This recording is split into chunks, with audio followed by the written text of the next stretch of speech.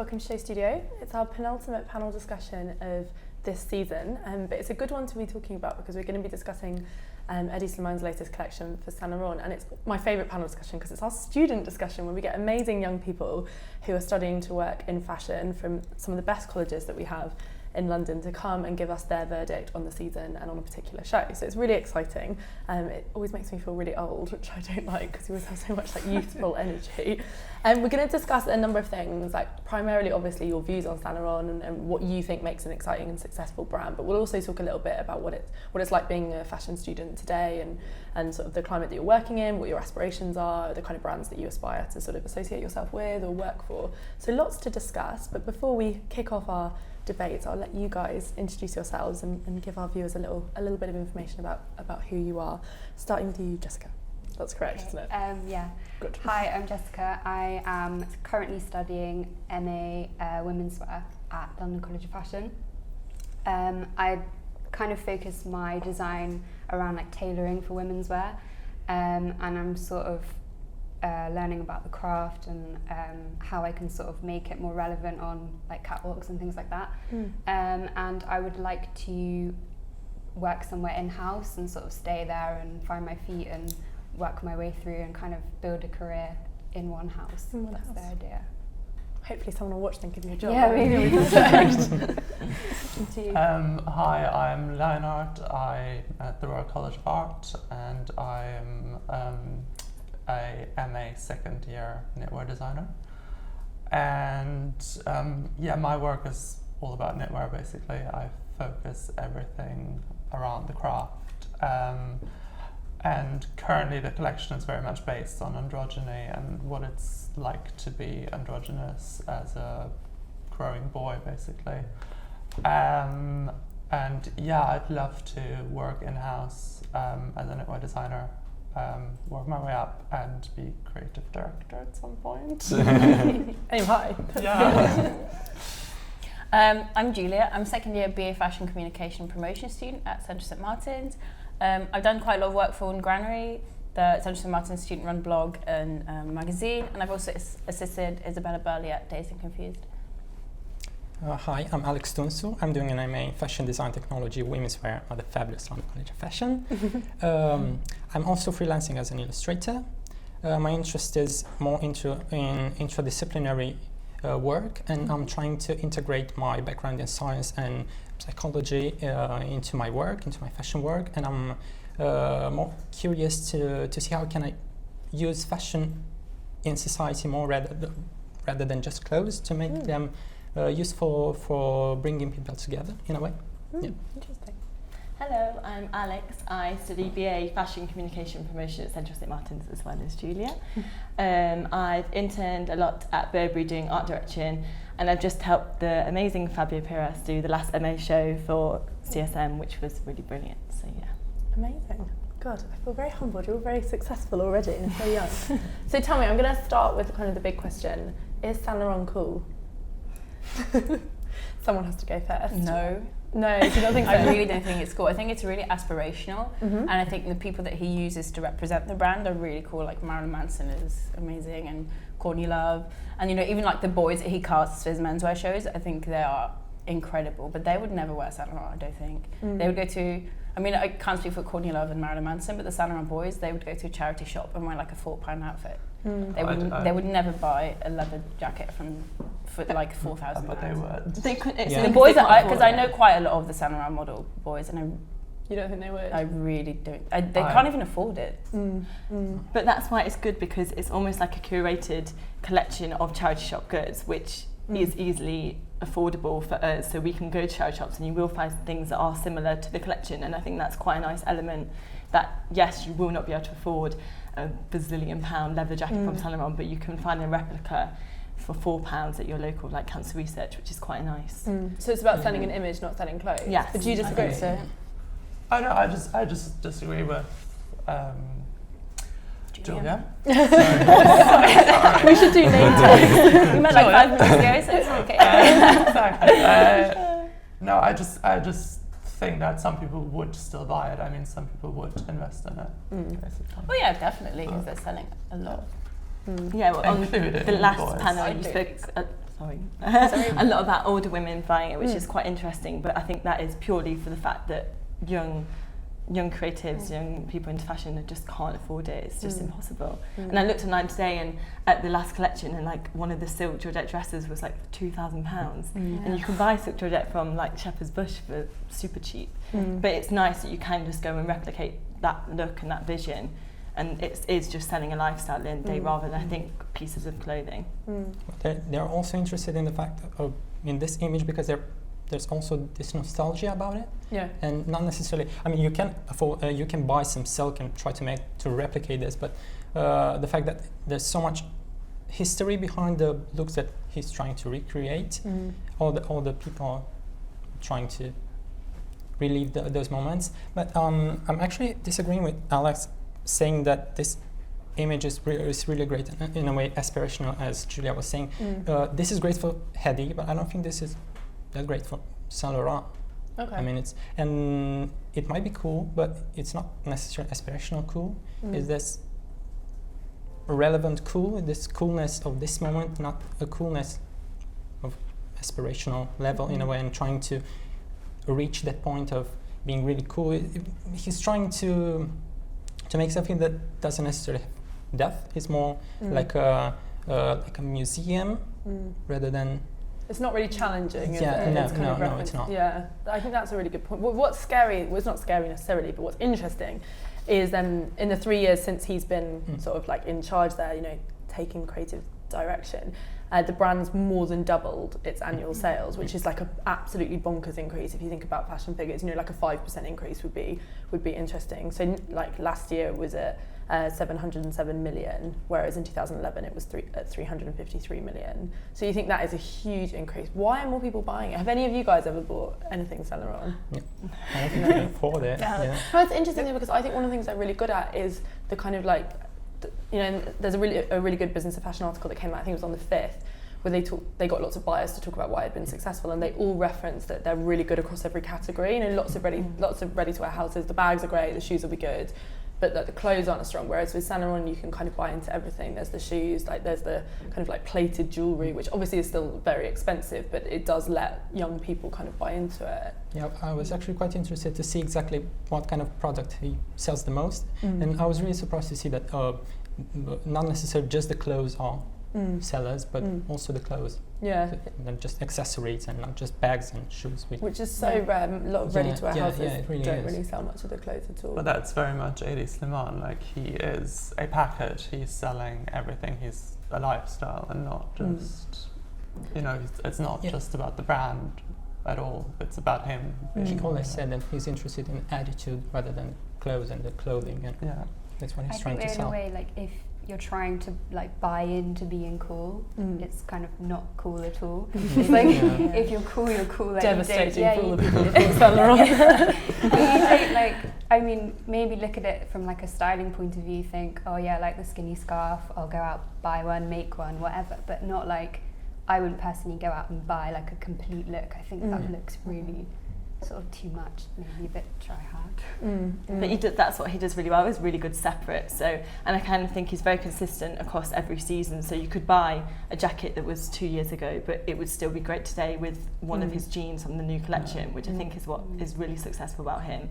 Is that, I don't know if it's a good point or a bad point, but his whole collection, it could be one huge, massive collection that is very consistent. Which is also quite boring in a way, because he hasn't been at Saint Laurent for that long, but he hasn't pushed anything. I feel that from day one he's done the same thing over and over and over again, and it wasn't even really forward thinking to begin with. I mean, he's just taking iconic pieces, YSL pieces from the first collection of Yves Saint Laurent, and he's recreating them exactly as they are, and then he puts some pieces that are more heady, like the biker jacket, or more leathery things. So it's a styling process rather than design, which is it's definitely styling. the saddest part of it, in my opinion.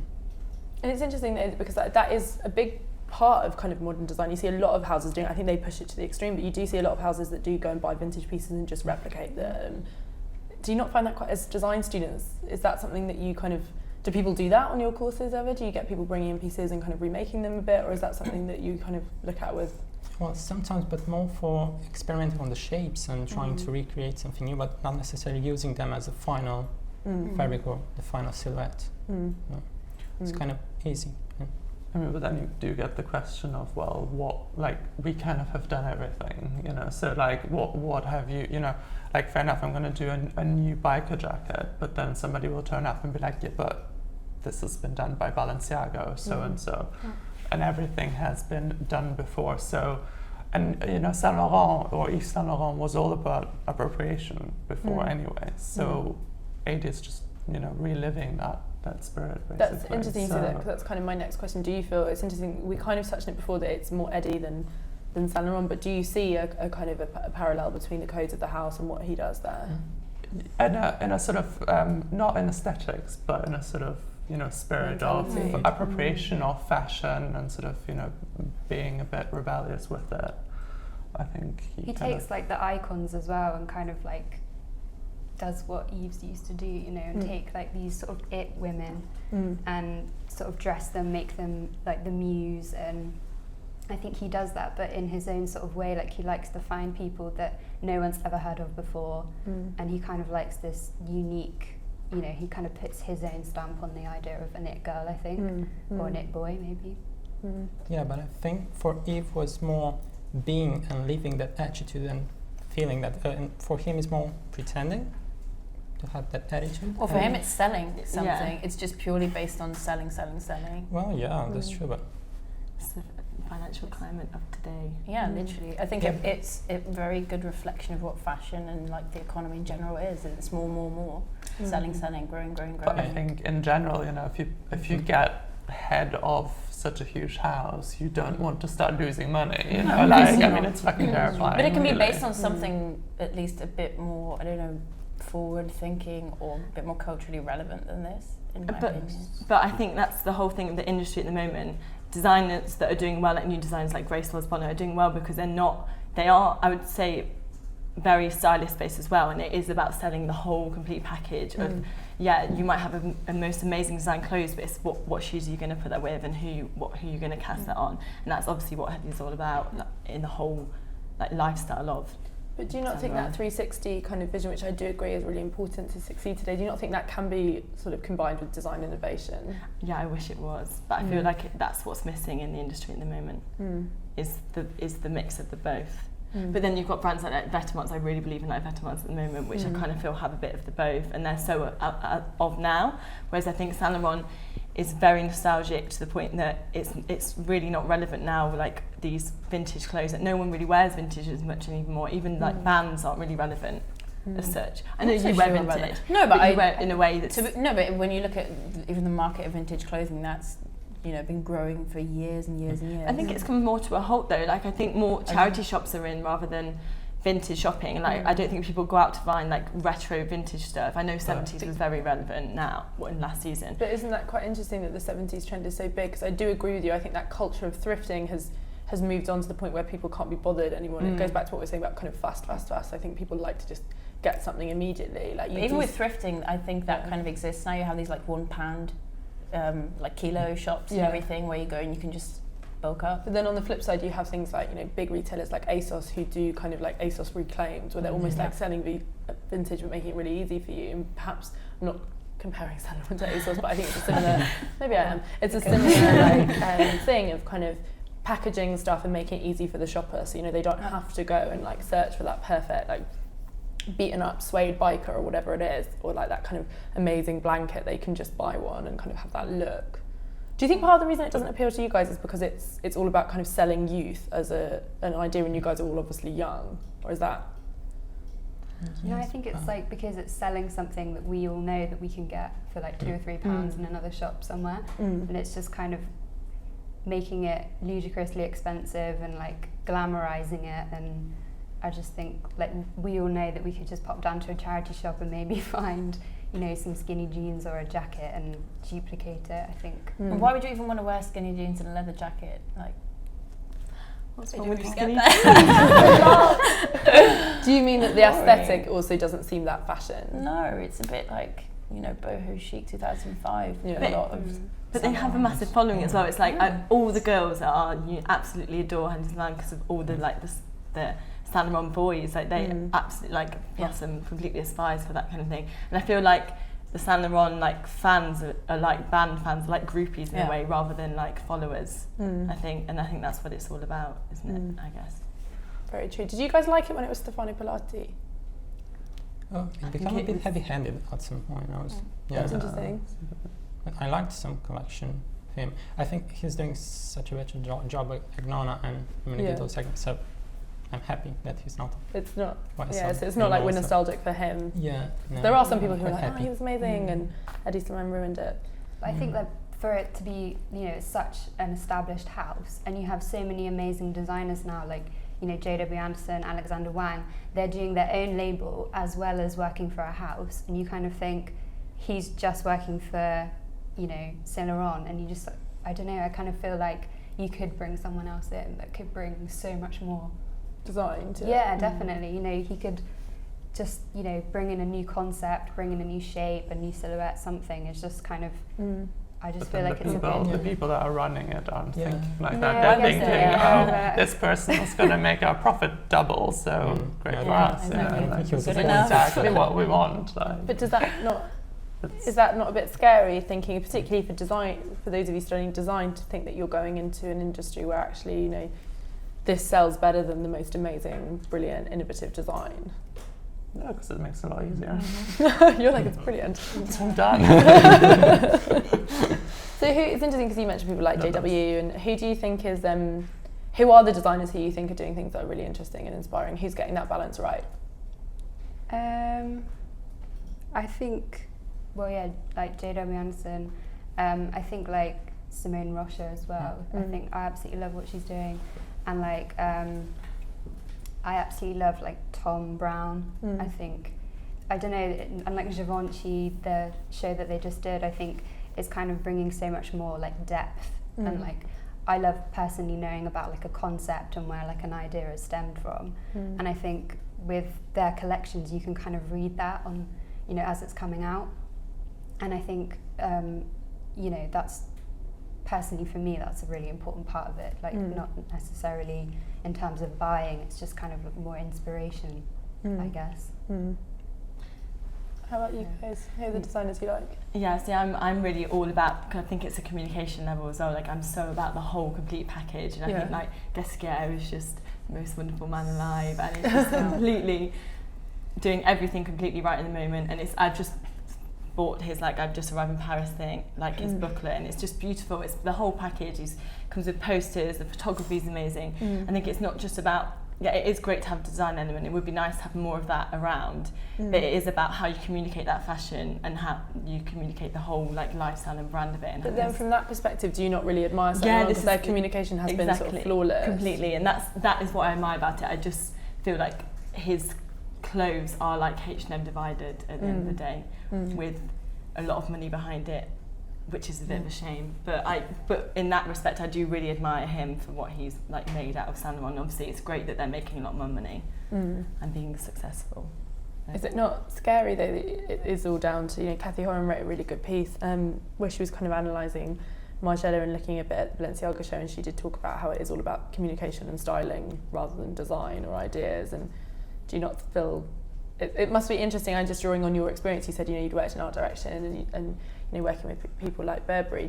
You must realise kind of the value of that role of being a communicator now. Like you can build a brand regardless of whether the design is strong. Completely, yeah. Like at Burberry, we do loads of work on like vines and stuff, and you don't think people look at Vine, but they really do. And it's about, there's so much post-show collateral now that's so important. I mean, one of the girls who works there said 4 years ago you'd have 2 press images and that was it, and now we're having to do like 6 or 7 Instagrams a day, vines, and there's professional viners now, which is a crazy thought in this like technical but where does that leave age. young designers? Because you think if you're starting out, even if you have the most amazing design, how do you communicate it? Are you guys scared? Terrified, absolutely terrified. Yeah. No, but I do think that being creative and pushing an idea and having an original idea will get you somewhere in the end. Like I don't believe that just styling will get you golden tickets. So yeah, I think. You think you can? Yeah, I do believe, like, if you look at Iris van Harpen, she Really good did an there isn't a lifestyle behind her at all. Mm. Like she is kind of behind everything. She hides behind her designs, and yet she got somewhere with her, with her stuff. So. And I guess it depends what you see success as, doesn't it? Because we talked about those figures, but that doesn't mean everything. Maybe success is cultural impact or just kind of getting by season to season. Yeah, exactly. Who are just going back to the question about kind of the brands who you guys think, or brands or designers who you think who are really innovative and who you do admire and who you would save up and buy into? Who are the people who you were really inspired by? I really liked Ryan Roche from New York, and I also really liked the Row, but probably I liked them more when Nadej was there. And I saw the Hermes show today, and I really liked it. I really love Marques Almeida. They're doing such an amazing job, and also Simon Rocha, obviously. She's absolutely fascinating. And I love Givenchy. The last collection.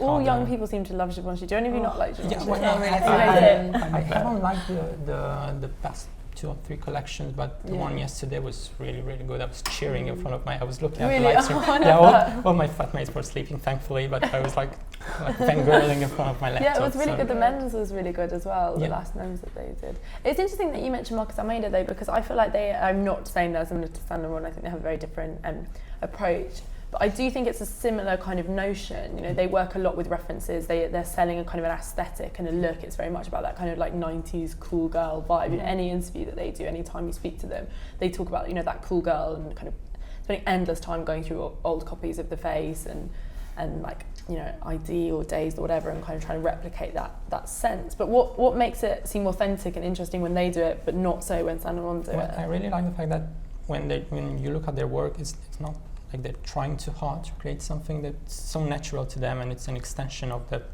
personalities in a way, and they're not trying to attract the customer, but rather recreating a universe where they feel comfortable in a way. While Hedi is constantly looking at the world and trying to bring them in his own universe in a way, and repositioning them rather than expanding his own universe to the world, which is. But it is all his life though. He spent so many years in LA. Like if you look at all his photography books, like the Berlin, the Paris, the LA, that is the life that he was immersed in. So he's just taking on that experience and designing from that. So I do think it is very true to form. And like at the end of the day, Eddie is the image maker, and that's what he's like projecting through his designs. Which I know it would be nice if they were pushed, but it is him. It's very like true to himself, I think. That's true. Julia, what are the brands that you really like? I'm a really big Miuccia Prada fan. But Woman after my own heart. I think she's just incredible because she, whenever she puts a look on the catwalk, it's so intriguing when it comes to the amount of references. Like in one pair of shoes, you'll see like Victorian boots, and then you'll see a 70s heel, and then you'll look at like Louis XIV, little details, and I don't know, like Art Deco prints on them. So even those little things, and you see this girl going down the runway, and in like the tiny little styling details, even like hair sticking to lip gloss or hair behind like sunglasses, it really, I don't know, it brings something to life. It's almost like a Cindy Sherman photograph, it's like, who is this girl? What's she doing? Where is she going? And you can imagine all these things. And then the way that she positions her brands within, I don't know, culture at large, I think is really interesting. So she does collaborations with Miranda July, and she has these Women's Tales series of videos directed by women, or like talks on books in the shops. I think she really succeeds at bringing the brand to life. But she's not doing that well when it comes to sales necessarily. She's not making as much money as Saint Laurent, and I think sales for Prada have dropped quite a bit recently. But I think culturally she's a lot more relevant, in my opinion. So that's interesting that you raise that point then, because then if you say something's culturally relevant but it's not selling as well, but this is selling really, really impressively, does that make you nervous about the industry that you're going into, or does that make you kind of want to change it? Like it does show it's a difficult time, doesn't it? I think it's about changing it, and also just like doing your own thing, not necessarily because I think when you get into the industry and you want to be successful, you kind of have to almost like instantly be a part of it and place those rules. But if you're just like, well, fuck you and your rules, I'm gonna live life on my own terms. But do you think there's an attitude to be like that, at the colleges you're all at? I think it is really hard being a student. It's difficult, especially with the money, because the courses are so expensive. It's kind of impossible to take that risk because, well, you've got all this debt, so you have to make a living. But I think it's tricky.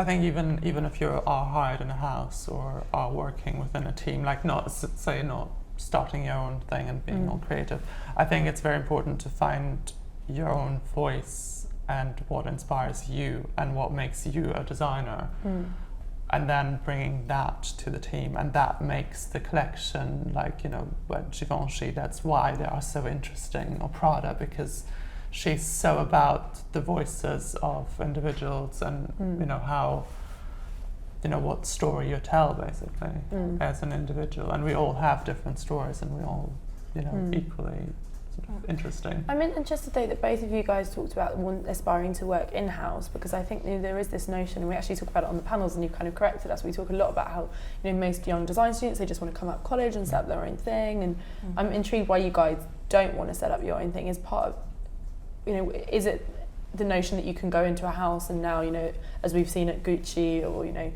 with the Jill Sander appointment, you can kind of work your way up and then eventually have your own thing in a way? What is it that makes you aspire to that rather than having your own label straight out of college? I mean, for me, it's not just that sort of working your way up, but also, you know, learning from a bigger team basically, and learning in a bigger house. But also the industry is so oversaturated with new designers at the moment that it's just not that much interest in more and more, and you know, sometimes more is just more, and it's not really There's going kind anywhere. of like a huge pressure as well, like you have to be so consistent. I think if you're a new designer, you have to constantly keep, you know, pushing to bring out, you know, amazing collections, because you've really got to just, you know, grasp everyone's attention each season. And I think almost when you go straight into like a house and you kind of, you get like you know, you get like a credit to your name, I think, and people start listening to you more and sort of respecting your opinion and respecting your ideas. And I think it's kind of like a more, I don't know, like a better way of getting into it, like if you did eventually want to do your own thing, I think personally. Is that an attitude that's shared amongst your sort of classmates and stuff, or do you find there is still a lot of focus on having their own label? There's not, not at the RCA, there's not a lot, but there's still some, obviously. I think it's a mixed bag. I mean, it really depends what people do, and we are very open, I think, at the moment, because we're in the middle of our collections, very busy, so it's kind of like, it doesn't, you know, if we get jobs, great, if we do our own thing, great, but at the moment it's sort of up in the air, and everything can I think happen. as well, when you come straight out of education, there's this kind of point where you can have so much press, you know, from, you know, graduate shows and different things like that. And I think it's kind of like a point you get to and you think it can't really get much better, and then slowly it sort of dips a little bit, and you start thinking, oh, no one's really paying attention to me anymore, and you kind of, I don't know, I think it's there's just so much pressure on you to sort of succeed so quickly when you come straight out of education. I think also for me, like, I worked for a couple of young designers, and I've seen it sort of either go one way or really badly the other way. So, you know, like, I've seen a lot of people struggling very badly, especially in London. Like, London is, you know, was so great for starting up new businesses and starting up new designers, but eventually it's a lot of things that sort of die down, etc. And I personally always said, yeah, I'll do my own label, no problem, but I want money behind me. I will not do it without any financial aid, because shows are getting more expensive, materials are getting more expensive. That need that you were talking about of, you know, showing season after season after season, and otherwise you're just not viable and people will not buy your brand. So there's also that. Well, actually, my problem with all of this is the fact that the industry and the university are creating this aspirational image for the students, that you have to become a catwalk designer afterwards, and you have to be this individual, and you have to be really creative.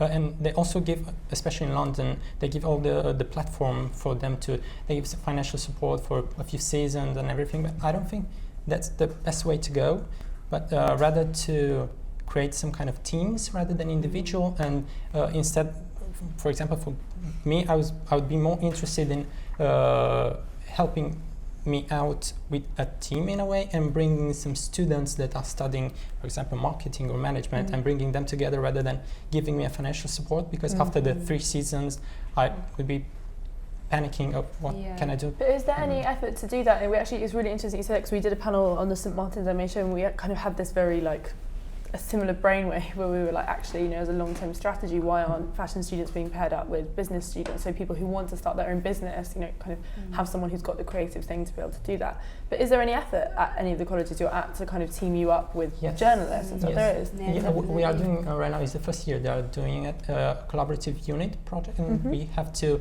team up with some other colleagues from different courses, and we have to create a project. It's the first year, it's still process. We don't know exactly what we should do, but it's a great initiative, so really That's think that's It's also interesting just talking about, I'm interested in what you said about how, kind of having money behind you before starting your own label, and just with you guys kind of with your aspirations and what you're aiming for, do you see fashion as something that you want to be your job, or do you see it as something that you want to kind of be your life? Because I think a lot of young designers who start their own labels, you know, it's their whole world. It's like every minute of every day, and any money they have goes back into the business. And I rarely meet fashion students. I think it's a particular kind of person that studies fashion and goes off to aspire to work in fashion. They tend to be quite all or nothing, and they want it to be their whole world. But I'm interested for any of you if you're like, actually, no, that's not for me. I really want to succeed, but I want a kind of a 9-to-5 thing where fashion isn't what I live, it's what I do. I think it'd be impossible for it not to be your whole world, because it's pretty soul destroying at times, like the industry as a whole as it is today. Like, we're so pressured to make money and to be able to live in London. I'm from Nottingham, where the house pricing is like half, so it's so hard for me anyway just to be in London. Yeah. And there is pressure to get a really great job as soon as you graduate. Like, we have a placement year that we're all like panicking, so you have to get placements and whatever. So it is, I think you have to really, really love it and absolutely adore working in the industry, or it would be just completely soul destroying, I think. Well, if you think at first about how you can survive through fashion, I think that's the problem. You'll be always focusing on how you can sell your stuff rather than trying to create something in a way more unique and aspirational, and you end up not ready doing. Do you think time is part of the problem then, that thing of like constant collections, you know, like even not just for designers, but I think for if you're studying kind of, you know, anything to do with media or communication, it is all about the new and it's constant. You must feel that's a really strange time to be coming into. Yeah, well, I think it's a problem with the entire society, to be honest. And actually, I think it's really funny when the industry people are talking about change and the fact that fashion is changing so much. I don't think it's changing at all. It's just a cyclic process, and we're using the same things over and over again. And also, one of my problems with what Hedy is doing at Saint Laurent, while I appreciate the fact that he is really involved in all the entire process, he redesigned the shops and he's doing the campaigns and everything. I would really love to see an alternative way to present the collection rather than just a normal catwalk and seeing the girls. And the fact that he's not live streaming is even worse, because you only see the images and you just see the clothes and not the attitude that he's trying to promote so much. So. I think it's really smart that you say that. Sorry, go ahead. I think this is a big thing, that, you know, fashion is kind of waiting for a different outlet, because the catwalk has been around for so long, and we're just all kind of going. The problem is all a bit bored. So much of fashion is consumed through digital technology on a screen, so it will just be pictures, and you know, if you do something other than a catwalk, the pictures won't be as good.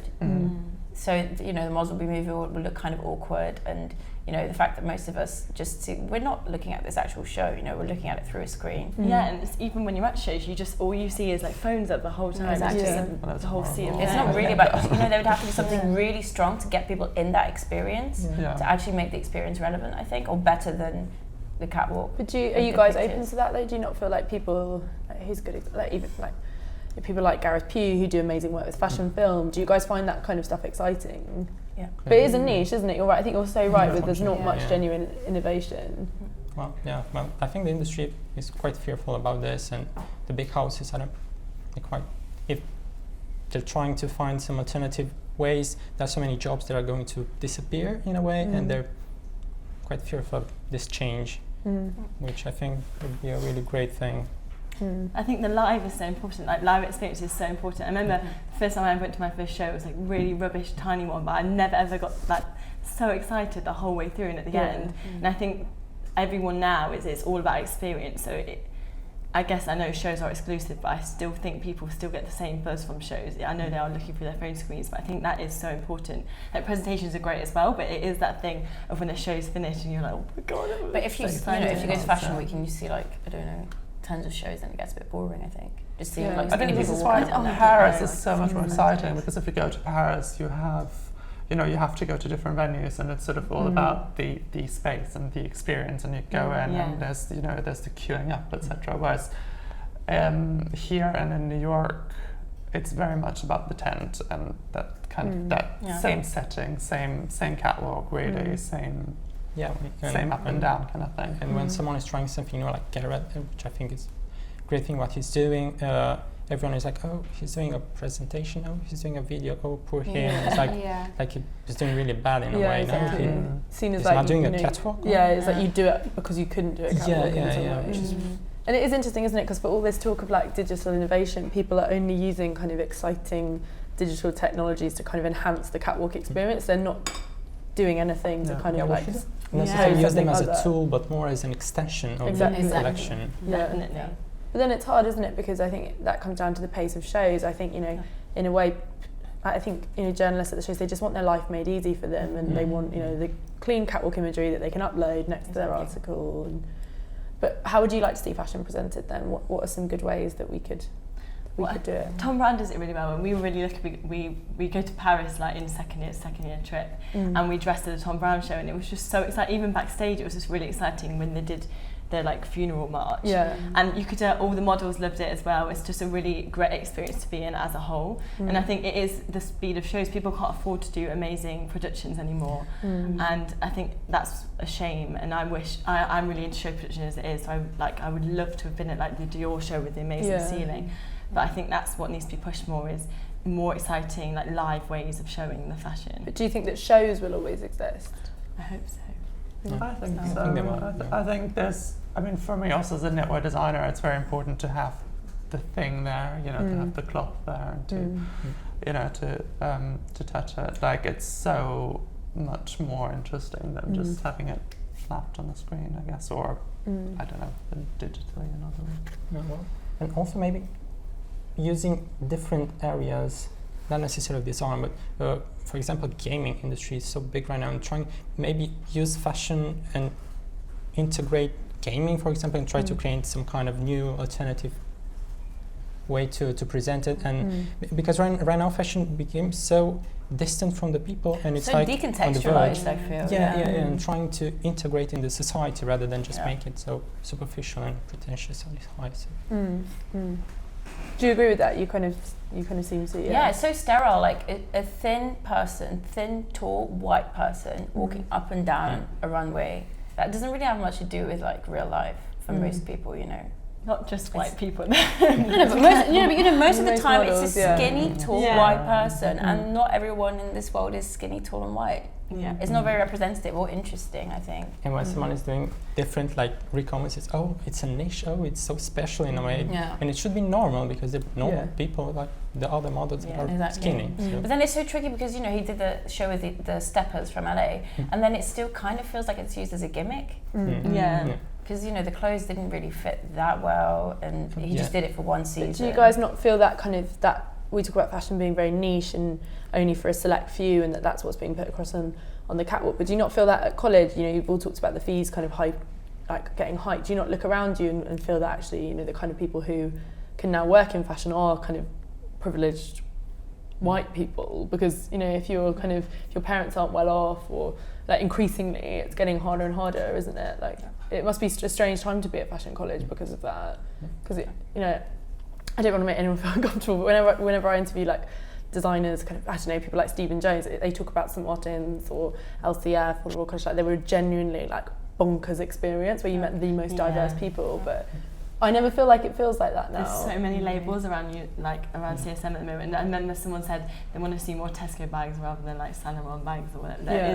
There is a lot of that, but then but then I think that makes the people who aren't like that stand out more. And I still think that I know it's probably not as fun as it was, but there is still that element of meeting. Like I feel so lucky to meet the most like diverse group of people, and I've just because people have money doesn't mean they aren't really super creative and amazing people. Well, these colleges have become businesses in themselves. I think they become like the entire themselves. BA fashion course used to be like 20 people. They didn't even have pathways. Yeah. And now you have women's wear, which is like what, 60 people? 60 people per year, and then 20 people knitwear, print, menswear, fashion design with marketing, 20 people fashion journalism, 20 people fashion history and theory, 20 people. Do you not look around you though and then think, we're not all going to get jobs?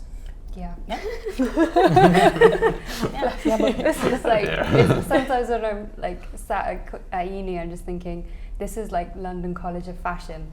Everyone here is studying fashion. Yeah. That's kind of freaky, and I think no matter what pathway they're in, whether it be like retail management or like whatever, I just think the fashion industry is only so big, and I think in a way it's, I don't know, I kind of feel like it's unfair that all these unis are like taking people on like for BA, fashion, whatever, with the kind of, everyone gets this idea that they will end up in the industry, and like for a lot of people it doesn't happen. And I kind of feel like if people at the beginning point could say, by the way, you might not get a job, people would think about it more realistically and think, oh, okay, maybe this isn't something I really want to go into then, and not necessarily waste, but like, they have 3 years of their life that is going towards something else rather than, a route that may not end where they want it to be.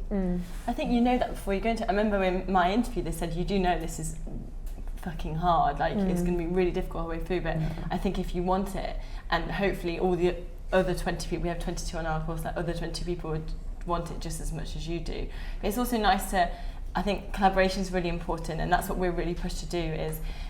I know it is a competitive industry, but I think working together to learn different skills, and like we do a lot of collaborations with architecture even, and that's been really interesting because it is about collaborating to be the best at your ability and learning new skills from different places. And I know that industry is small, but there is a place for everyone. I think that sounds really democratic. There's a place for everyone. And there's also this expectancy of the students to compete against each other in a really aggressive and brutal way. Being like, I'm the only designer, I'm going to be the best designer of this group, which is not necessarily a healthy way to do. Maybe we should just approach each other and try to work. Ours is not as bad. We're trying to. Tell us. I don't know. I think it's just the Royal is a bit smaller. I think so. We're not quite as. I don't know. We're just in our studios and make stuff basically. I mean, we just work. We don't really. I mean, we think we're all anxious about getting jobs and thinking about the future, but this ultimately, we just want to do a good job, and it's not that many of us, and we have great tutors, we have great people coming into the college and helping us out, and we're actually quite a tight group. But do you feel like your expectations are managed? Like, have any of you ever sat and thought, what will I do if I don't get a job in fashion? Yeah, I think that's the plan. I think I'll go to Fiji and open a bar. That's always the plan. We say that when times get bad. Like, is it time to go to Fiji yet? Yeah. But is that something that's kind of ever discussed? I think that's hard when you're, as you say, when you're at college that is about fashion, it's very hard to go, but hang on, what are you going to do if you don't find a place in fashion? But you also have to make an effort to find a place. You can't expect to do a BA degree or like BA and MA and then get a job out of nowhere. It doesn't really happen like that. You have to make an effort and get work experience, know people. That's the thing. The people that are successful are good at many different things in the end. They're not just good at designing clothing or taking pictures. They know how to, socialise and build contacts. Do you not think that's very different to, say, 10 years ago? I think 10 years ago you could be a great designer but be a complete hermit and not have any, I sometimes think about, we've been working a lot at the moment at Chase Studio about a McQueen series that we're going to start on Friday, and I keep thinking about if he was around today and how, imagine him trying to kind of put together Highland Rape and someone being like, but are you doing any good Instagram? It's bonkers to think that you have to be like that, and I think it pushes out a certain type of creative, because often the most creative people are very, they are very single-minded, and perhaps they're not very good at kind of spreading themselves or even like being really sociable. It's hard, isn't it? Do you feel that pressure to kind of be good at everything? The networking thing is really scary, like the fact that you're pushed to network all the time. Like, it's so much nicer just to think that I'm like getting on with this person because you generally get on and your friends, and it's that scary thing of, oh, is everyone just there to network and not really to make friends? Sounds really lame, but that is the scary thing I think about the industry. That's why it's a bit soul destroying, I think, at times. But to try and be a bit more positive, let's go back to talking about Saint Laurent. I just want to talk a little bit about the aesthetic, particularly with you guys who study design, because it's interesting you talk about tailoring. Did you not sometimes look at what he does and think, oh, at least that's tailoring on the runway, or what do you think is tailoring? I don't know. I never really looked at his work personally. I always looked at like Yves and what he sort of did really early on, because I kind of feel like that was, at the time, that was like more pushing boundaries than maybe what Hidi is doing himself. I think, I don't know, I think so many like great designers and great like design houses do really good tailoring, and I think like when you actually really look at what they're doing, and I think that maybe he is almost sort of like pinpointed as someone who like does tailoring because maybe that's just sort of the smoking association. Yeah, and it's just kind of like this, he has so many jackets in his collection that, you know, you can't not think that he does tailoring. I mean, I know that he does work with like OTAs and things like that, and I have seen some of his pieces, and you know, they are like exquisite, but I don't know, there's just something about it that I don't think is necessarily like groundbreaking in terms of tailoring. Who's exciting you in terms of tailoring at the moment then? I think like the Givenchy, like a lot of what you know, what they were doing, and even looking at, you know, the campaign that they did recently with Julia Roberts. You know, I mean, she was sort of in like a blazer style coat, and it just kind of like brought back the whole sort of idea of what I like about tailoring, and you know, this kind of like masculine look on a woman. And I think that's what I appreciate more in terms of, you know, the tailored look, as opposed to like what Hidi's doing. He's doing. It's interesting you mentioned that kind of that gender blurring, because I think that's something that he's also been kind of cited as a pioneer with, because, you know, he puts boys on the girls' runway, girls on the boys' runway, and sometimes it's hard to tell who's a boy or who's a girl. But do you find it that progressive, the way he does it? Why are you shaking your head? I mean, putting boys in girls shows and the other way around is not very forward thinking, and it's still like girls in a dress and boys in jeans. It's nothing about the exactly. clothes If you look at the boys, like the image. Brown St. Martins, some of them actually really do look like girls or want to be girls. You know, I think it was a lot more progressive when he did it back with Dior, and now when he's doing, I don't think he's doing it right now. I don't think he wants to be doing this anymore. Like he's done it for Dior, and people stuck with this image of him doing it, and now at Saint Laurent, he's sort of, I personally, I don't know if he's still wanting to do that really, because it is, as you said, it is still Doesn't boys. look like it. Yeah, exactly.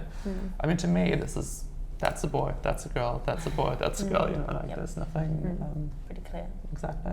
So who is doing interesting things when it comes to sort of gender? I think J.W. Anderson is quite good. If you look at the like collision between his menswear and his women's wear, it's always very similar. I still think it's a bit like, oh, we just put boys in like a skirt, shorts that look like a skirt. It's still, J-Dubs. yeah, but that was a while ago. But it's, I still don't think it's not like really radically like groundbreaking, and it's not really progressed that much, I think, to like the general public. Yes, they do it at St. Martin's, like all the boys, well, not all the boys, but yeah, it's still. I don't think there's anyone out there that's really like fully forefront of pushing it. I don't think. I quite like what Prada's doing though, in the terms of like the way that she's using like uniform and the idea of like bringing sort of elements and sort of creating like a kind of uniform for, and having like men and women all together, and it just kind of looking like a collection that's like really slick and kind of just goes together. But it's not like, you know, really obvious like girl in a, you know, guy's outfit, boy in a dress. She's like really thought about it and is like, right, that would look good there and that would look good there, and it's just it just like blends so much better together, I think. And it's like kind of what androgyny is, I think. Although on the last show it was very much boys in trousers, girls in dresses, and it was very Do you not think that's separate. quite interesting though? Because I do think, you know, this is just my theory, I've gone on about it loads on these panels, but I don't think it's that progressive dressing a girl as a boy and calling that playing with gender. I think that's what's quite interesting, that she did keep the wardrobes distinct. No, I agree. I'm just saying, you know, the last collection was very much sort of boy, girl, boy, girl. And I also think sort of what we think of androgyny is really just a very ambiguous thing, and it's not a girl in a suit and it's not a boy in a dress. It's that sort of in-between thing, and a lot of people I think forget about that altogether, because it's not, you know, it's not just a boy with long hair. Exactly. Or a skirt. I think also it's more about the way that you actually live your life, and you don't want to necessarily live according to like the expectations of like being a man or a woman. No. Well, the reason I ask is just because I think you guys are going into a very gendered industry. You know, we all this talk of gender being kind of something that's so fluid and androgyny, etc., etc. You know, we have men's magazines and we have women's magazines. There are very few gender neutral titles. Like a really good example was another magazine that tried to be this kind of like men's and women's title and then very quickly split, you know. And then you have a men's schedule and you have a women's schedule, and if you're a kind of unisex brand, you have to try and pick, you know. So it's a strange time, isn't it, in a way, I think, particularly for your generation. I think it's interesting what you say about some of the boys at college, and that's not irrelevant, that they are kind of, you can't tell if they're boys or girls, same with some of the girls, because I kind of think about what will their place be and how will they create a place for themselves if they're having, just from a scheduling perspective, you know, it's very gendered. And especially now that we have also New York menswear week, like everything's, and the fact that all the journalists from the menswear freak out when they see girls, and also vice versa, which is so strange for me, but yeah. Should we see like a unisex fashion week where brands that operate more like that can, because I do find it endlessly weird that designers have to like split their ideas between men's and women's, or even like create different garments. I know you can always talk about fit, but there's no reason that you can't have a show where lots of pieces are unisex. Isn't Selfridges doing like a genderless section now at the moment? That's weird that Selfridges is doing that and that Fashion Week's not really But if you play devil's advocate, you can't just say this is very good marketing and sort of, you know, like it just will heighten up their sales really quickly, you know, and like I'm even actually being the concerned. first shop doing that. I'm actually concerned that it will become a trend again. Be like, oh, everyone has to do this gender bending thing, and it will fade away afterwards. So, but I mean, it's not square one. It's not just them being a first shop doing it, but also, you know, women shop for men kind of thing. So like, is it just going to be, you know, women's wear with some men's wear entwined, and then, you know, when a girl shops for their partner, she'll get some pieces for herself kind of thing. So I find it a bit difficult with Selfridges, really. I mean, it's really interesting, and I think it's a good thing, and I think there should be more of that, but I don't know if it's... And from a communications perspective, how do you guys think about it? Because it is, do you feel like you either have to pick whether you want to be involved in menswear or be involved in women's wear, or do you feel like you can be involved in the both? I think you could be involved in both. Yeah, it would be nice if you if you grabbed like a menswear and a women's wear and just put it all together, mashed it up, and just said, "Oh, go shopping," or whatever. I don't think people would ever even think men or women. I don't, when I go shopping, I never really look, oh, this is a women's section, this is but I think it is completely the marketing of, okay, this is a women's wear floor, and this is where the women will go, and this is a men's wear floor. So I think what Selfridges is doing is, I know it is probably a massive marketing ploy, but it is a good way. But I still think, how are they going to do it? Are they going to have, I don't know. Okay, this is a men's wear section, this is a women's wear section, but they're on the same floor. I don't know. No, it's probably going to be like just genderless clothing. Yeah, they're having like a whole section where it's genderless clothing. Yeah, it's not like they're mixing everything up. It is a distinct project in the way that they did the Masters project, where the stuff is kind of unisex items, which is interesting. But I mean, also from a kind of communications point of view, like the reason I ask is because, just like speaking from my personal experiences as a writer and a journalist, like there are very few of us in the industry that cover both. Like most journalists, they do women's wear or they do men's wear, and it is quite that, like, I could probably name on like one hand people that actually like properly do both, and lots of really intelligent and sort of inspiring people who work in fashion who do look at both, but when your actual trade is covering both, there are very few. But I think that's quite strange, because it will mean that you guys and your peers will kind of end up very quickly on a women's wear trajectory or very quickly on a men's wear trajectory, and it's quite hard to keep that fluidity unless you're at a style title, really. Do you think about that, like having to pick one, or is that not something that's discussed that much on your course? Not really. No, it's not really. But although it is interesting, at the moment we've got projects where we do editorials every week, and it is very, this week is menswear, this week, next week's women's wear. So that is actually quite an interesting point, that it's not I don't think projected on us all the time, but like for example this term we are doing one menswear editorial, one women's wear. Well, how often do you see a mixed editorial though? Is that we had one out of Yeah. 20 who did a women's wear and a menswear, Yeah. which is it's really But that's reflecting interesting. what the industry has. You know, you open most magazines and you're not really going to see that many. Exactly, yeah. It's a weird one, isn't it? Should we look at what Eddie Slimans done for this season? I feel like we could go on forever. It's a really interesting topic. So we're going to look at the full looks, and then we'll go to close-ups. You know, he always does his little leather sort of ticket book with a different artist. This season it was Jim Shaw, who passed away this year. So drawings and collages by him in there. What do we think of that as an opening look?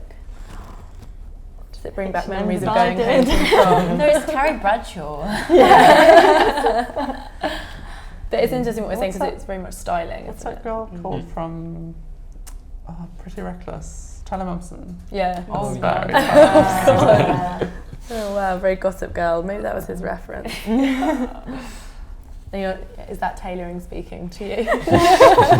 You're like our tailoring correspondent. That's Saint Laurent. Yeah. It's like original Saint Laurent. The makeup's quite interesting. It's really like plastered on, isn't it? Yeah, Like, it's- yeah. I bet you Kim Kardashian's going to wear that next week probably. Far left. We'll go with a new It's even more like morning after the night before than it usually is. You know, last season, I feel like I'm not saying he's innovating, but I have been intrigued by the prettiness of some of the recent collections. I think that was definitely a step to kind of move the aesthetic on a little bit, and it was slightly more kind of bohemian, whereas this is back to being kind of much harder and much more like sort of sensual in the way that the first collections were. Like the makeup is just kind of a real part of that. His textiles are always quite intriguing, and there's the It's quite Yeah, skanky, isn't yeah. it? Just even like the rip tights and like the roots and stuff. And where is that Yeah. zip going? Like,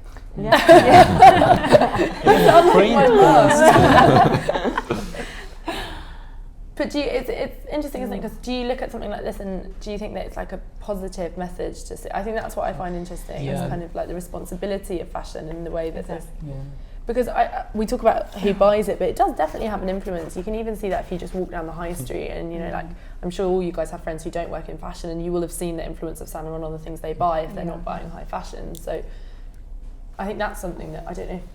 Yeah, but it's already so high street in itself. I feel Yeah, so it's it's weird so because high it's so street. influenced by high street, and then it also influences high street. yes, but It's this double. image comes with a behavior afterwards, and that's quite scary because if so many people are drawn to this kind of attitude, this kind of behavior is quite worrying. What kind of behaviour did you just mean? That kind of notion of like hard partying, being very skinny, not taking care of yourself? Yes, like, because the original attitude that he's trying to recreate was not about this kind of doing crazy stuff, but right now it's kind of that, and Very black swan makeup as well.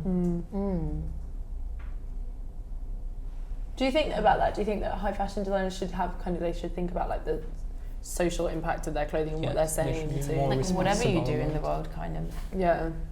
I don't know though, I think it's sad that is more of a thing these days. Like with McQueen, he never ever thought about that, like with Highland Rainbow, whatever, and that was so much more exciting, and now I You feel like didn't have to think about it. but I feel like everything's got like a bit of a barrier over it because of what are the media going to think, and that is the whole thing with digital media. Maybe if you have a strong opinion on it, then you should do it.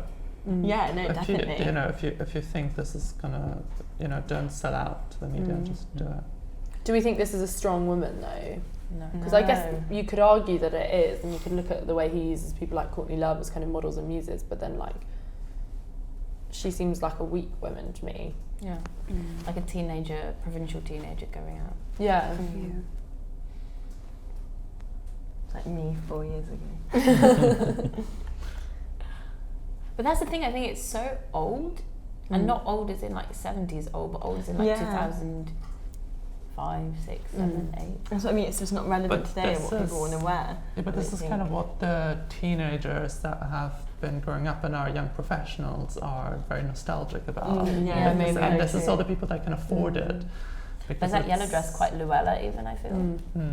But I think that's a really interesting point that you make, because if you think about how many articles are written about kind of this lost generation where they can never afford to buy houses and they can't grow up because they don't have the means to, and that is a big problem I think for our generation. When you've got so much debt, the housing market's crazy, you can't necessarily get a job, you're kind of stuck in this perpetual teenage state, and this does really speak to that. But then I don't think, if we can't buy a house, we're not really buying Saint Laurent. So I'm intrigued why the 40-year-olds who are buying this, or the 50-year-olds, are interested in this lifestyle. But then I'd argue, could you split show and sales? The show is about getting editorial, it's about getting column inches, it's about advertising, but actually pull this apart, look at number 24, that's like a fine black jacket, it's like, it's not actually that scandalous or shocking, it's just how it's styled. It's the same actually with a lot of the dresses. And 25 is so like pretty already, the dress is so pretty.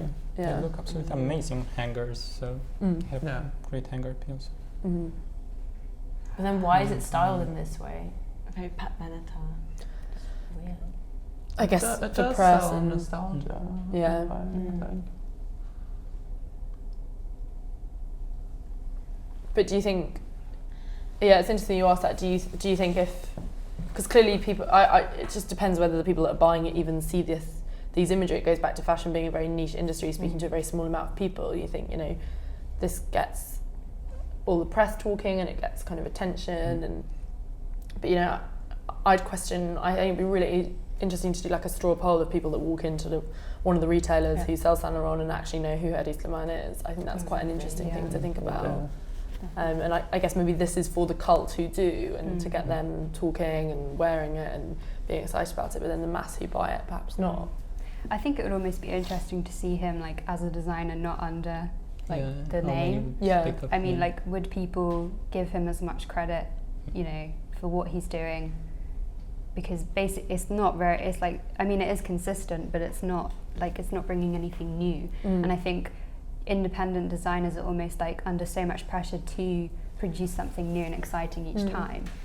But it's almost like he's got the safety blanket of the name, and would people still look at it if he wasn't, that person? But then he has changed it. I mean, it's not Yeah, Saint no. Laurent anymore. No, It's Saint I guess Laurent, not. and it is kind of his aesthetic on it. But whether it's new or not, it's still not. Well, some Eve's things are collection. new to him, but not necessarily new to us or new to Anybody, others. I feel like it's like if my little sister, if she was dressing like 80s to go to a fancy dress, this is what she'd wear, and that's just, it's not a very good thing, I don't think, at all for a current day designer. But it's interesting because we've thrown around a lot of words like irrelevant or out of touch, or it's not about how women should want to be today, etc., etc. But then it is selling, and I think that's what's quite scary, isn't it? Because you think often labels that are incredibly progressive in how they think about femininity or womanhood, things like medium couture, then don't sell, and that's a really hard thing to kind of. I think it's just an interesting. It's that difference between fashion and clothing, and where the ideas and the messages get lost. And I almost think, I'm not saying that all the women that buy this don't care about feminism or whatever, because I just think all that communication can just get lost, and when it's on the shop floor, it's just a product, and it doesn't actually, all those amazing ideas or less amazing ideas that go behind it don't get picked up. And maybe that goes back to communication, because I'm sure lots of amazing women who really care about strong women and feminism perhaps weren't even aware of medium kerchief, because it's such a kind of, we get stuck in this fashion cycle. So it's how do you adequately communicate kind of the principles behind a brand. It's like when you see all the editorials and the campaigns, you don't even see the clothes, they're just like these beautiful images, like with Joni Mitchell on the cover, which is again like the whole lifestyle thing. It's not about the clothes at all, like as separate pieces, which is, that's what the current like industry is all about, I guess, which is really sad. Yes, and also the question is, for how many seasons can he use this thing? I think this is quite short term. Do So you think they're really though? interested Because in. his sales are crazy. Well, yeah, but at some point it's going to. But in I don't 20 years, if he's still doing this, I'm pretty sure it's going to run out But of I steam. think I he's don't think proved, it's but when you say long run out of term. steam, it's kind of, I think if you are making great biker jackets, great skinny trousers, there's always going to be a market for it. And I think it will run out of steam with press. I think you're right. I think people will stop getting so angry about it and writing about it. But he doesn't care about that anyway. Like, he doesn't invite loads of big magazines to the shows, so. But that's what's so interesting, because as soon as he started, it was very clear, I'm making clothes that I want to sell to like a mass audience. and it's not really about the press at all. I do think the most innovative thing he's done is prove how irrelevant the fashion press Exactly. is, because Yeah. they all kind of hate it and everyone's bitched Yeah. about it, and has it affected sales even slightly? No. And you know that whole thing of like buy nothing before you buy Vogue? I think that's a really good mantra for how the fashion press think about themselves. They're like, oh, you know, we are tastemakers, people care what we think. Yeah. People clearly don't care Yeah. that they don't like Saint Laurent. It's interesting. Number 46 looks really out of place. It looks like quite Bad exciting. Fendi. nothing. Yeah, it looks like nothing else in the collection.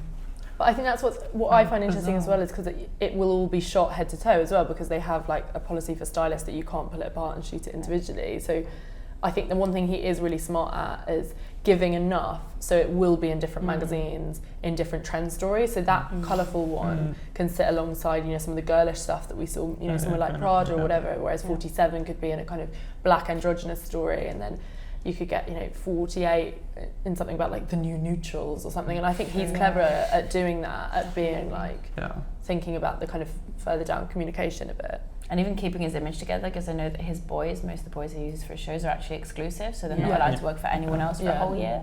Yeah. So they're too skinny to go in anything else. Yeah, a lot of stylists have actually spoken about that. You know, that we kind of had this full look policy, and that's kind of become the norm. Even like small brands do that now, where it's like you have to shoot the full look. But they've said that there's become this scary thing of people making clothes kind of to the size of their particular models, who are so slim that you actually even have to shoot it on the person who wore it in the show, pretty much, because it wouldn't, like, you couldn't style this on kind of like a curvaceous girl in the same way you do the menswear. Like, you couldn't, not even like a curvaceous girl, you couldn't style it on a lot of your average models. Like, these girls are so they're the slimmest you can get, the youngest you can get, like, and I think that is really the case with the menswear particularly. Yeah, it's scary how skinny the menswear boys are. I don't think I've ever seen skinnier. No, it's really, really scary. And a lot of them are 15, 14. Yeah. But they're not, they're boys. So. Yeah. It's kind of the drug addict look they're going for, you know. Yeah, it's like heroin chic. Too poor to eat. So 54, there was a lot of buzz around on Twitter because she is actually like half say, naked. is that a nipple? okay. Yeah, she's Or is just that like a sequin? no, it's a nipple. He hasn't done a Tom Ford.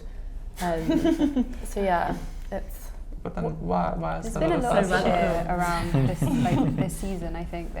I've So seen a much lot of shit. nipples. yeah. But I think, but that I find interesting because I'm like, oh, I don't know. I think you think when it's interesting. We've been talking a lot about McQueen, but when McQueen did Highland Rape and people called it misogynistic, and then you look at this, and maybe this is more of a comment on the fashion press. I don't think people will be in uproar about that because people aren't critical anymore. So everyone will be like, oh, you know, it'll make for a good Instagram snap with like some funny little emoji over it. Definitely. I was actually Exactly reading that. something about the Jacquemus show and the fact that no one actually Instagrammed it because it was all about the nipple, free the nipple thing, and no one cared. So, But what do we think of him sending a girl out like that? it doesn't say anything. It's just It's there. almost like she just forgot to pull her dress up. Yeah. Maybe she forgot to pull it Yeah, up. maybe that is actually what happened. She's not the skin apparently for the look. She's a bit too fat probably. She should have been skinnier. But it's an interesting thing when Rick Owens did it with kind of full frontal nudity with the boys. Everyone found that really exciting and interesting. But then what did that mean? Like, how is that relevant? Yeah, It's just a that's- little trick to go viral, isn't it? Do you think that? Yeah. So I don't think it's so much with someone like Rick, because I do think that's that notion of kind of sexual liberation and sexual freedom is something that he lives quite authentically. So I don't think it was as, I mean, I'm sure there's an element of like, like a cheekiness to it, but I don't think, he's not a particularly kind of like, he's a successful kind of showman and a marketeer, but it did still feel authentic, whereas something like that is just kind of like... Well, I think it was really great by the fact that he moved the neckline and the holes and everything were necklines. So it was just moving them. And it was really interesting. We were all saying that was the weirdest trend of last season was displaced neck holes, because you had it there and then you had it grey green, and I was like, what specific weird trend? It was really strange. It's very sort of Vivienne Westwood. Yeah. 70s kind of, you know. Oh god, I don't know if I want to see the close-ups. I feel like I'm going to see some stuff that I shouldn't see. God, it's quite stressful.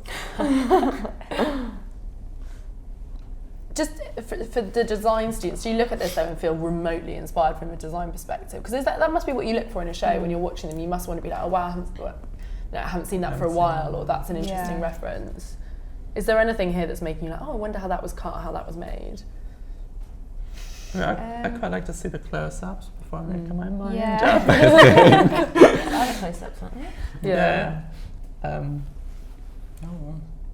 Interesting. The stuff is really, I think it is interesting that embellishment is beautifully done. Like that is one of the things that he's very good at.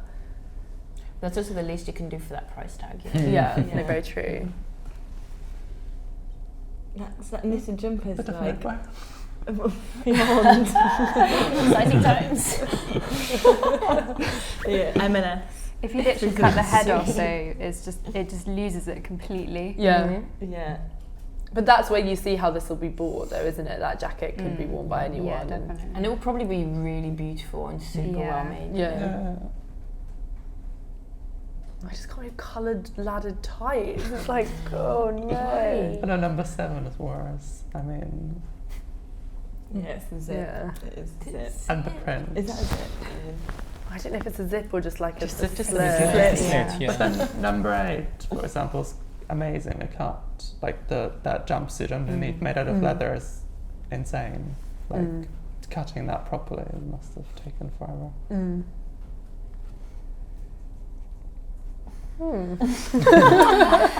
Oh dear. It's very sort of Dalston summertime. It's very casual glance around London Field. Oh dear. But do we see any progression at all? Like on a serious note, are we looking at this and anything that has surprised us a little bit? You know, I think there's something interesting to be said for the palette, and I think it is less kind of whimsical. I think it had got more retro in terms of like we saw like things like frills and florals and lace, and this has gone much more towards kind of like the leathers. But then you're like, is that a sizable step forward? Not really. It's just a kind of. It's more just like going out wear, like Yeah. retro. Do you think 11 is interesting? I haven't seen him do something like that before. But Amy Maybe for Winehouse or menswear. something, I don't know. But then it just feels like a copied vintage piece. You can Yeah. imagine It's someone. Just a bit shorter. Yeah. It's very menswear though. This is something that he would do for his menswear. I Probably feel. he did it already Yeah. in the past. I think And like 13, you can definitely get that from Topshop.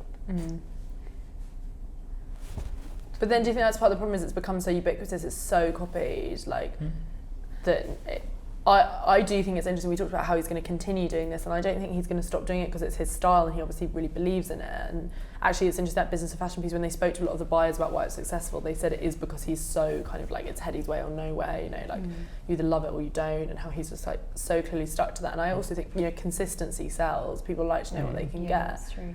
But then I do wonder on the flip side to that, the impact it's having, the fact it's selling so well, that is going to have a trickle down effect, and you see it kind of copied and referenced by, you know, like All Saints, Zara, Topshop, whoever. And I just wonder if it'll get to that point where it does just stop feeling special anymore because the look becomes too ubiquitous. I don't even think it is. I feel like he's almost copied like Topshop like previous seasons. Yeah. I don't think he's in a position to say, okay, I'm the first person to create these, and then it's going to trickle down. It's already trickled down and like bubble back up, and it's come to him. But it Which is just doesn't really matter because the people that buy Saint Laurent do not go to Topshop. So the difference will be made in the shops when you actually touch them and Yeah. actually see yeah, them. it's still, and I'm Consumer sure quality. that the coat, like what is it, 16? If you wear that coat, you feel absolutely special. If you put on a Topshop coat, you won't. But is that because these people are so like they've got more money than sense in a way? Like I know, yeah, it might be a nice No, but fabric, this but co- it this still is a coat very will- boring coat. But have you, like, if you go into like Dover Street Market or Selfridges and put that coat on, you will feel $1 million. I think you If will you because fit. of the price tag, because you know it's Saint Laurent and you know that he's No, but designed it. it's also very well made and a special fabric and it's really well cut and so on and so on. So I don't think it will have that much impact whether you know Topshop is copying him or he's copying Topshop, or it doesn't really matter. then I Those do think, people are, it's a different demographic I wonder altogether. how well they're informed though, like Saint Laurent customers are of the like the fabrics and whatever. I don't think they would be that informed. But it doesn't in- matter because you still, if you put it on, it still feels completely different. If you put on a designer piece, it feels completely different to anything on the high street. Depending. I do think it's interesting, that notion of kind of, because you know we see this a lot in fashion, of trying to tap into those luxury shoppers who will, they don't care about price point, and they, you know, they wouldn't know if it was ripped off or not. And you see that a lot with we saw it a lot quite recently when handbag labels were trying to kind of hike their prices just to appeal to a demographic, and I do think he's very good at knowing what a rich shopper will buy and what they'll buy regardless of if they can actually get it cheaper. You know, the whole thing of copying vintage is obviously that knowledge that people want to buy a certain look and they want it easy for them. I think also what I wanted to say earlier, a lot earlier, is that for us, the vintage look might be already quite out and whatever, but for the Asian market, it's a new thing. Yeah, for lots of different markets. I think what he has, and they have a lot more money than us. So but I think the American market is the most important in buying. I mean, American consumer is the majority of the consumers for Saint Laurent. Yeah. Oh, really? Okay. I can't believe what they did to Binks. She's so fresh-faced and beautiful. And it's terrifying. It is an interesting one though, just to think in terms of that luxury shopper, because I do think it is a relatively short-term vision. Because if you speak, I know it's a popular thing for fashion journalists to say and be like, oh, it's never been more fashionable to like fashion. You know, everyone's so much more informed. It's kind of become this like constant thing that people talk about. But actually, if you do speak to sort of intelligent designers and smart business people within the big groups, they are aware of that increasing knowledge about fashion. And I do question, you know, whether the more people, if that does continue, which it's only going to with the internet and you know, this kind of the democratization of fashion through communication, I do think you're going to get to a point where the shopper wants something more, and that's why brands like I find like something like Bottega really interesting, where they consciously kept things a little bit smaller, and it's all about label-less luxury and the handmade, and I wonder if it will get to the point where this almost becomes a lower tier of fashion. It kind of becomes, you know, where if you really want something luxurious, you wouldn't buy Saint Laurent, you'd buy, you know, Bottega, or you'd buy, you know, something bespoke. And I think that's very clever that we are seeing brands trying to almost step above the ready-to-wear brands and be between kind of couture, and I think that would never get to that, which is interesting. It's not appealing to that customer either. No, it's like the fast shopping, very rich customer. Like nouveau riche. Do we like it? I really don't like it. But are there people in your colleges at all who are really into it? There must be, you know, like you always have kids who like really love certain things. Do you have like the Saint Laurent? One of my really good friends, Blossom, absolutely adores it, but she adores it as she's like a groupie to the boys. It's all about the boys. Oh, okay. Who's going to be on the next campaign? It's not about the clothes as such. She does have a kind of Saint Laurent like look about her, but it's much more for me like exciting because it's really raw, because I know that she's got that from a charity shop, and I think that's much more exciting than this like multi-million pound company. But yeah, I think it is a lot more about the boys and who's going to be on the next catwalk. I always think that's interesting because it's much more about the Saint Laurent boy than the Saint Laurent girl. Yeah, definitely. I wonder why. Well, he worked already for the menswear in 1997, Yeah, but I mean, like, I think. casting. Yeah, the And menswear in a in way- 97 was so amazing. Yeah, I have no problem with the menswear. To be honest, I really like the menswear, and the fact that it's his in a way. I don't think I remember Do you think menswear that's part of the before problem with the women's wear? Is it just it's because he doesn't have that, you know, that there is that authenticity because of everything he did at Dior Homme, and even like the casting, you know, that's continued right through. Like, I think seems awkward when he's doing women's wear. I think you kind of almost want to go, because you know there are a lot of women that were buying Dior Homme at the time, which kind of created a lot of tension in the house. Oh yeah. And I think if he would just take Saint Laurent menswear and put it on girls, perfect, done. True. We've solved all the problems. Yeah, I think it is interesting. I think you're right. I think it's because the way he makes the boys look is kind of, there is something vaguely, I know they're very skinny, but something vaguely empowering about it. It is really suggesting this kind of different notion of male beauty, which is, you know, you weren't seeing those kind of boys on a runway, and you could make the argument actually, you know, they're naturally thin, and why shouldn't they have a place, and why should it be all about the beefcake? Whatever, if you want to make that argument. But then you look at this, and these girls, they feel generic in a way that his boys don't. His boys feel a little bit special and sought out, whereas these girls, you know, that the boys on his runway, you don't see them on the other runways. These girls, you see them on all the other runways. Yeah, it's like he's taken normal models and tried to make them his girls, but it just doesn't quite work. It's like when you put Cara on the catwalk, it's like she's not like that. She's like a girl from a very wealthy background who's like I don't know, like acts all like out of control or whatever. But I feel like the boys they're believable, and they like kind of bring you into that world. But do you think that's just because the passion isn't there with women's wear? I don't think he's interested in cool young female singers or young artists, or whereas he just is with the boys. He is interested in singers and individuals. I just think it's more about, you know, the boys that he hangs out with and the guys that he hangs out with. They're just more of them, and that's who he puts on the catwalks. And you know, he needs to start hang out with some girls then. I don't know, he makes a real effort to go out and find these boys from like literally all over the world. He has many people casting for him, they're not just the people that he hangs out with. So I think it's interesting that he doesn't do that for the girls. Yeah, because you're not looking at it and going, oh, who's that? Like, there are some kind of interesting faces who pop up, but they tend to be models. Like, and you know them from other shows and other collections. And they, you know, they look good. They kind of look like rock girls, sort of a little bit, but it's not quite as convincing. Yeah, because they are just models. Well, that's a good tip for him. Maybe that would make it better if he did that. So we don't seem to be that impressed. Is this because we're coming to the end of the season? I'm interested. Is this kind of something that's you're going to reflect on and think about this show, or is it kind of just one in many other shows from the season, and there have been countless other things that are much more inspiring to you, or is this something that will stick in the mind? Not for good reasons, maybe. I like these menswear better. Yeah. I really like these menswear. Yeah. You're like not interested. No. I think it's just like a collection. It's like you know what it's going to be like. Exactly. You know exactly what the press reaction is going to be. It's just like it's done. Next season we'll see some more of the same, and maybe the season after. So maybe next season he'll come with something completely different, which would be great. But not sure it's going to happen. It feels like everyone's just waiting for him to do something different. Apart from the customer, because they want to buy his stuff. Yeah. I think that's a really good note to end on, on the shopper, because that's what it's all about. Well, even if we didn't like it, should we give him a round of applause for effort and consistency to round things out?